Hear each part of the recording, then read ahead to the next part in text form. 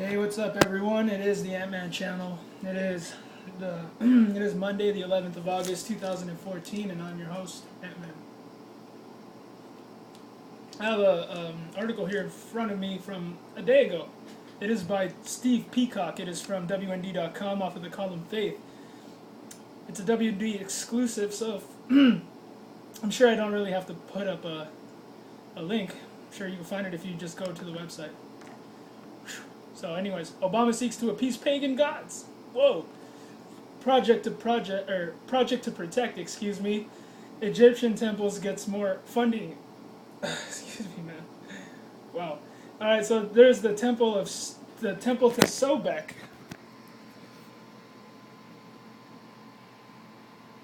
I don't get so far what this article is about. I just thought it was an intriguing article title, so let's get into it, shall we?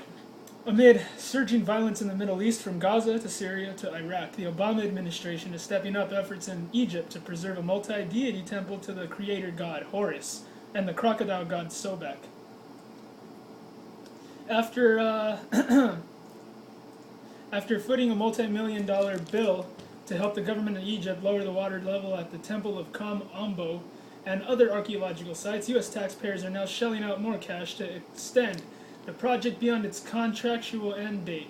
According to procurement documents WND discovered via routine database research. How come the atheists aren't going mad about this? You would think if anybody were mad, it was the atheists, because you're funding religion, bro. No. I forgot. They only don't like funding Christianity because there's that whole moral accountability thing that people don't like. They like to have God out of their lives, right? And it's funny too, like we could have this money going towards something more useful, like building a border fence or something.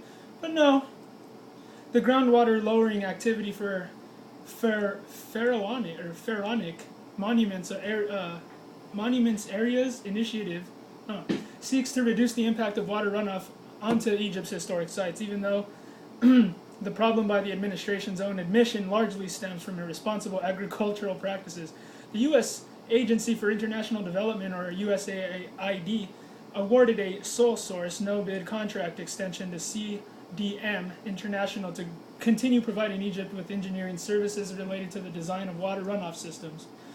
Opening the extended project to competitive bidding would be costly and unnecessarily impede the project's progress, a justification and approval, or J&A, a document says. Construction of these systems, which divert water runoff to wells to reduce erosion of monument stones, comes from separate costs and will be handled by additional contractors, according to the J&A. USAID paid nearly $3 million to CDM for the latest task order for services performed from September 30th, 2013 through June 30th. The extension will cost an additional $3.8 million over 3 years for additional engineering design services. This is bizarre. The U.S. over the past decade has given about $20 million for such historic preservation endeavors through the American Research Center in Egypt, or ARCE, a private nonprofit established in Boston in 1948. Excuse me, I don't know how my voice got lost today. I haven't really been... Anyway, USAID estimates the federal government in the past 30 years provided more than $100 million toward Egyptian monument projects led by ARCE and other organizations. Discovery of the latest endeavor comes as the administration, largely with congressional support, is requesting $1.5 billion in assistance to Egypt for FY 2015, or FY. A slight drop from last year, but relatively consistent with budget requests of the past 5 years. Despite being one of the top recipients of U.S. assistance, occupying the number 2 spot behind Israel, Egypt only received portions of approved aid totals, for which Congress in recent years prevented the administration from fully or immediately releasing. Well, in FY 2014, for instance, Congress approved Obama's Egypt aid request, subject to certain conditions. Like I said, this is hardcore bizarre. The atheists won't say anything though. Release of the funds was contingent upon certification from the Secretary of State that Egypt is sustaining the strategic relationship with the United States and is meeting its obligations under the 1979 Egypt-Israel peace treaty, according to a Congressional Research Service report that the Federation of American Scientists made available. Secretary of State John Kerry provided the certification in April 2014, the report says. It also notes that the Egyptian military's crackdown against dissent since ousting the country's elected president, Muslim Brotherhood figure Mohamed Morsi, in July 2013 has strained relations with the Obama administration. You think. That crackdown likewise renewed U.S. public debate over the costs and benefits of maintaining strong bilateral security ties with with what some describe as an increasingly undemocratic Egyptian partner.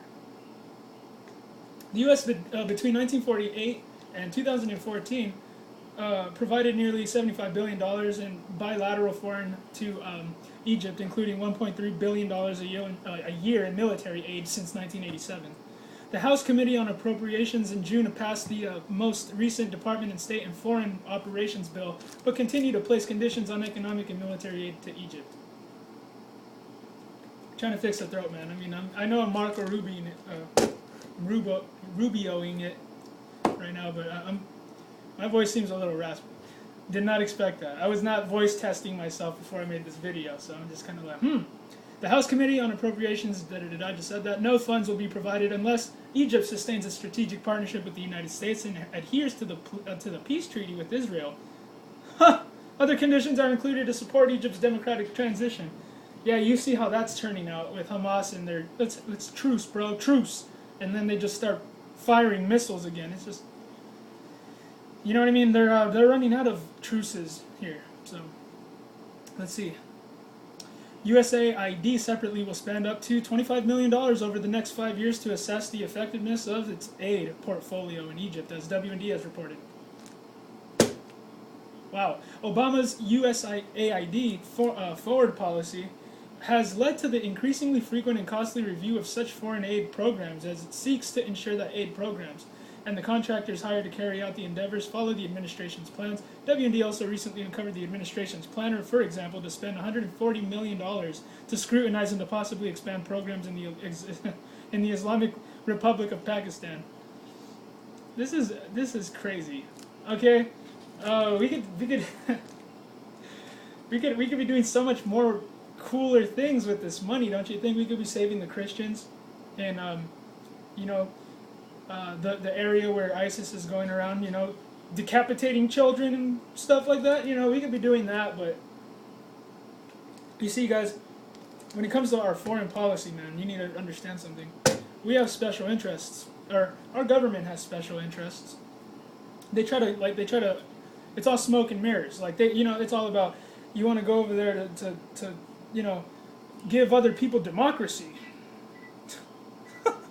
But you know what, man? We're not over there for that. We're over there for other reasons. Man, to really break all this down would take another video, man. I mean, it really is a big deal, but this is just the irresponsibility of Barack Obama and his administration and the government that is in office, well, the administration that is, pretty much in power right now. These guys are just absolutely wasteful. They are purposely trying to collapse the economy by adding more deficit to it, more debt. We got illegal immigrants flooding the coming from the south. We got all kinds of crazy stuff coming into play right now. And you guys, I would just say that it's getting late. You guys should prepare for this kind of stuff. It's on the horizon.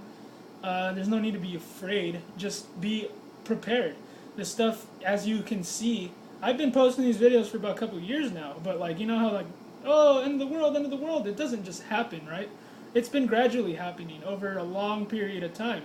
I say for the last 100 years, it's been really happening with the progressives and Woodrow Wilson and all that. We started going toward this way, and at the core, what we have is two different worldviews colliding against each other, with the liberals in power, the ones that don't interpret the law the way that it's supposed to be interpreted.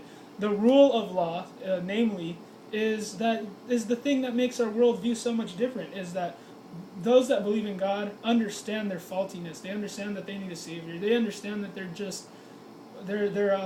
they're given to their depravity. Without the Lord, we cannot focus on anything, and we cannot do anything apart from Him. We can't focus on anything good. We'll just Well, be like the liberals, man. I mean, I remember before I was saved, I was so confused, man, and I didn't know how bad some of the stuff I was doing was. And I mean, this is the thing that's going on, you guys. The American dream, our dream, needs to be We need to have a revival within the church, man, within us believers, because the sinners need salvation. Us in the church, we need revival. We need to know. We need to look at what was in the George.